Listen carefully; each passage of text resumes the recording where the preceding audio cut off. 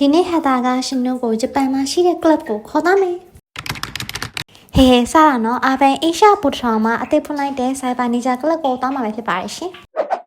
ဘာလို့ဂျပန်လို့ပြောလဲဆိုတော့အခုဟာလေးဒါချစ်လိုက်တော့အမီးရောင်လေးကနေယွန်လာလေးနဲ့ဂျပန်ကိုရောက်သွားတဲ့အတိုင်းကဲအဲ့တော့အထဲကိုဟက်တာနဲ့တူလက်ခဲ့ကြပါအောင်ရှင်ဟက်တာတော့ရှူခဲ့တဲ့ဝိုင်းကကြတော့ဒါ၄ယောက်တေဘယ်ပါတဲ့ဝိုင်းပေါ့နော်ဒါပေမဲ့နည်းလေးပြင်းတာမို့လို့ဒီချီလိုလဲပုံမြင်ရအောင်လို့ standing back လေးကိုပြောင်းပြခက်လိုက်ပါတယ်ရှင်ဒါစင် floor လေးကလည်းအရင်ကြီးတော့မကျဲပြီမဲ့ပေါ့နော်ကလို့မစိုးပါဘူး lighting တွေကလည်းအရင်ကောင်းနေပေါ့နော်